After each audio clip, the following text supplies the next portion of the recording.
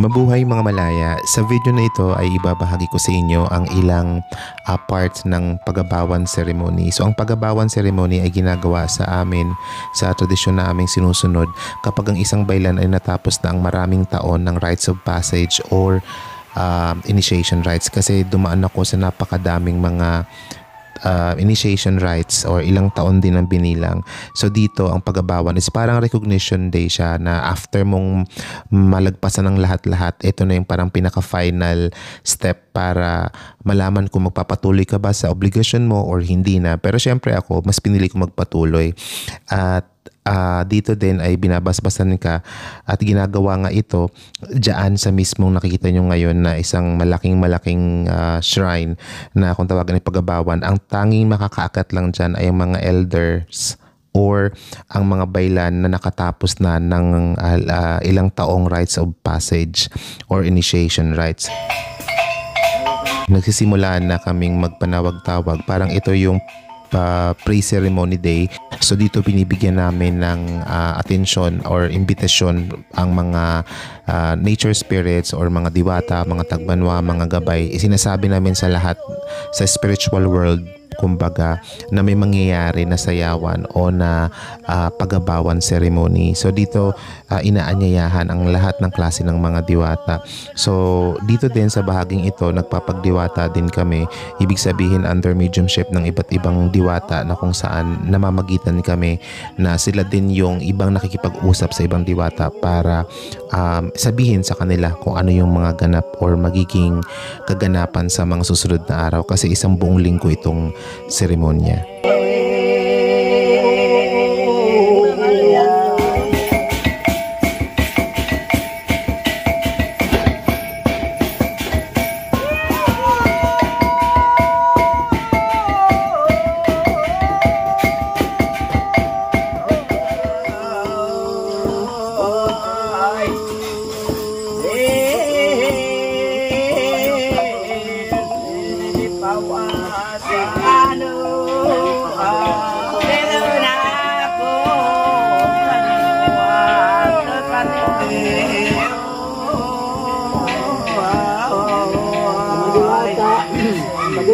Sa mga tawagan ng kanin niya,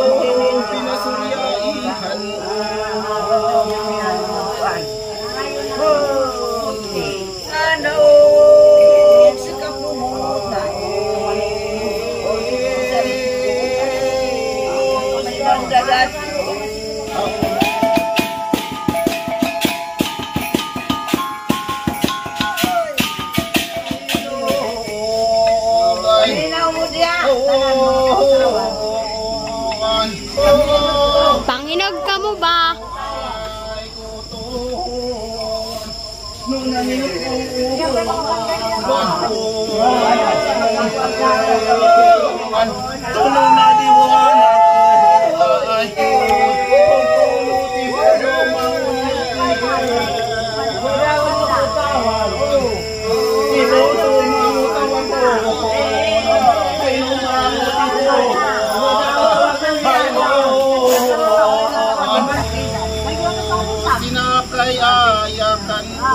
Sinakay-sakay.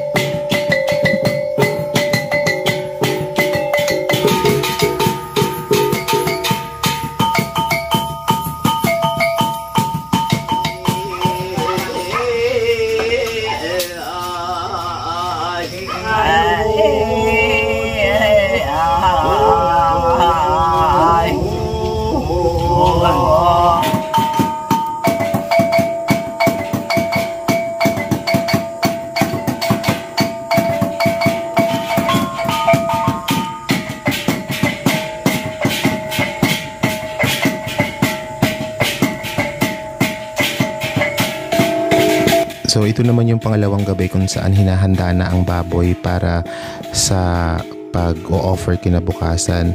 So ito ay ilalagay lang ang baboy dyan at niriritualan para basbasan, pero hindi ito pwedeng tulugan kaya magbabantay sa baboy magdamak.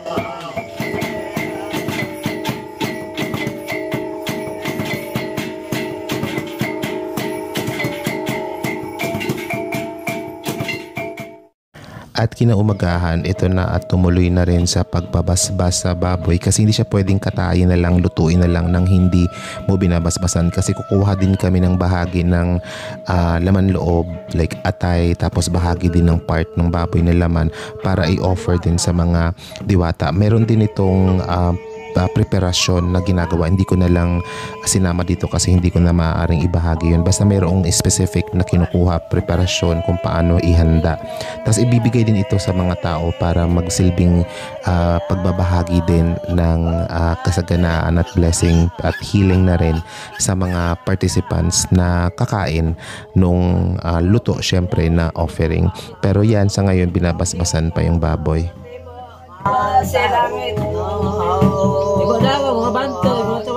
Dahil sa pagabawan ceremony, ito din nila siya sa ibabaw dito sa may pinakamalaking shrine na para sa akin kasi itong shrine ito yung kabila kay Punong Baylan. Ito dito nilagay dahil dyan siya parang i-offer. Tapos pagkatapos niyan syempre lulutuin siya bilang bahagi ng tradisyon at seremonya.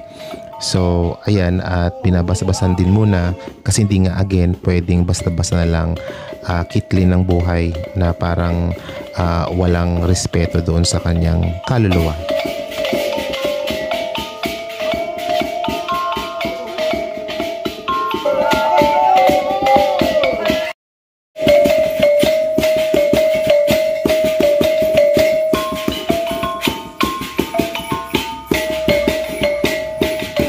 At pagdating nung hapon, nung natapos ng ihanda ang mga inidang o yung mga offering na nilalagay sa platito kung saan may mga laman ng baboy din na niluto specific for offering, binibigay sa mga tao to para maging blessing and healing na rin sa lahat ng dumalo or sa community. So parang community service. So may healing, merong blessing, merong protection ceremony. So lahat ng mga dumalo ay receive ng mga blessings or protection sa ceremony. So ayun, during this time din nakapagdiwata din lahat ng mga baylan na nandiyan dyan. So ako, si Punong Baylan at saka si Baylan Waning, kung saan kami yung nagli-lead sa buong seremonya. Pero ang pinaka main lead talaga na baylan dito ay si Punong Baylan Maliwanag at ako naman yung parang nagpe-perform na ito para sa pagabawan, kasi para sa akin tong seremonya na to bilang nakalagpas nga ako doon sa lahat ng mga rites of passage, at tinutulungan ako nila para i-celebrate at ipagpugay din ang pinagdaanan ko ng mahabang taon. Tapos, bahagi ng baboy nilitsyon namin, tinimplahan.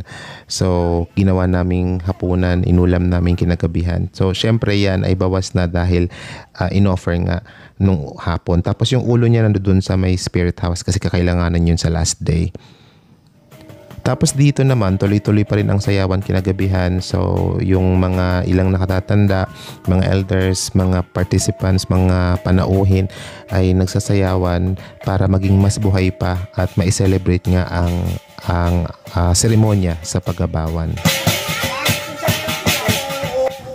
Sa bahaging ito naman ay namagitan ako sa isang diwata. So under mediumship ito at nakikipag-ugnayan sila sa pamamagitan ko at si Punong Baylan ang nag-i-interpret. Kasama mo nagsahutan diyan di akas. Kapagabaw. Mahalaga kasi na namamagitan ako sa mga diwata at ako yung nag-mediumship sa oras na to dahil pagabawan ko ito at ito ang time na kung saan mas binibigyang atensyon o pugay ang mga diwata na gumagabay din sa akin. So during mediumship talagang ini-entertain at kinakausap kung ano ang mga mensahe. Tapos, ito yung pinaka-exciting part kasi nagpa-perform lagi si Punong Baylan ng traditional na divination. Dito malalaman kung magiging okay ba yung journey ko sa isang buong cycle. So, kumbaga, ngayon kasi yung seremonya. So, sa next cycle ng major ceremony din kasi taon-taon merong sayawan. Pero hindi taon-taon may pagabawan. So, pero taon-taon merong ceremony na ganit na sayawan kung tawagin, or nagkakaroon ng gathering. And thankfully, dahil maganda yung omen na lumabas sa akin at magiging maganda naman ang paglalakbay ko after ng pagabawan. So, ganun din yung mga kasama ko, yung mga kaibigan ko, nag-start din ng journey nila.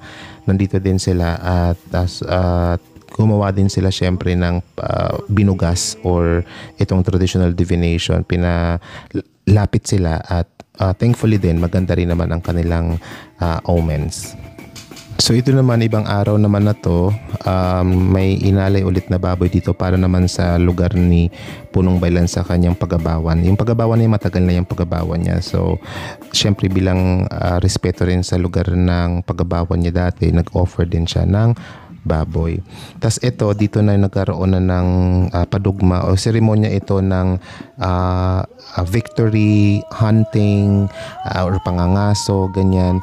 Tapos dalawa to, synchronized na nangyayari, sabay na nangyayari sa area ng dating pagabawan, yung pinakaunang pagabawan, which is yung kay PBM nga, at yung sa akin na bagong tayo lang din, na kung saan, kung ano yung ginagawa ni Punong Baylan doon, ipine-perform din dito sa kabila. So pero sa mga time na to, under mediumship to, mga diwata ang parang nag-take over or nag-handle sa conscious self namin at sa aming katawan. Kung ano yung mga ginagawang seremonya, under mediumship, kumbaga namamagitan kami sa mga diwata. Kami yung vessel nila. So, ang ginagawa nila dito ay sumasayaw, nagbibigay protection, kinakausap yung mga diwata din sa paligid na iba, pati yung mga tagbanwa or mga nature spirits, even yung mga tigbusaw o yung mga malevolent spirits or yung mga hindi masyadong masunurin, kumbaga, binibigyan din sila ng offering at kinakausap na wag gambalain yung community o yung mga tao dahil ina-acknowledge rin sila. At may mga pagkakataon na talagang hindi sila nakikinig. Kaya naman sa seremonya na ito, ang Baylan ay nagpapakita din ng katapangan para makita din ng mga ibang spirit, lalo na yung mga malevolent spirit, na hindi rin basta-basta na parang manggulo sila. Kung talagang ayaw nilang makaisa, alam din namin kung anong ginagawa namin bilang Baylan at meron kaming sapat na lakas at kaalaman para protektahan ang paligid namin, parang ganon. Pero syempre, hindi namin sila binibigyan ng hindi magandang kumbaga relasyon. Nakikipag-ugnayan talaga kami. However, may mga pagkakataon na talagang may masusutil, kaya binibigyan sila ng parang itong action na to, itong pagpapana, parang warning shot ng mga diwata sa katauhan namin na kapag hindi kayo umalis dahil nanggugulo kayo, may kakayahan kami na bigyan namin kayo ng ng something na sample, parang ganon. Kasi ang mga pana na yun, naglulumiwanag yun sa astral world, kumbaga, na maaaring hindi maganda para sa kanila. So ito namang part na to ay in-acknowledge ako ng mga baylan sa katauhan din nila yung mga diwata. Parang ito yung pasasalamat at pagpuri din nila sa pinagdaanan ko ng napakatagal na rites of passage na ilang taon din. At ito ay tapos na ang part na to dahil ito na yung transition namin mula sa mediumship or pagdiwata. Kinabukasan, bilang pinaka-finale talaga, nagpunta kami sa Balete kasi merong Balete area dito na kung saan doon din kami nagsiseremonya madalas, which malayo siya dito sa Pagabawan. So hindi naman kami pwedeng tumigil na lang yung gathering nang hindi man lang nabibigyan pugay yung diwata na nananahan doon. Miss ka niya. May na lang kadi naglapok-lapok dir eh. Biya ko na lang manang beka, imong gibit-bit. Basig slide ka ha. Dito kay diretso raman. Ang daming mga puno, mga palayan, merong sagingan, may nyugan, meron ding maisan. So kaya laging pinapahalagahan yung Balete kasi parang yun yung pinaka-main place ng mga tagbanwa or nature spirit dito sa area.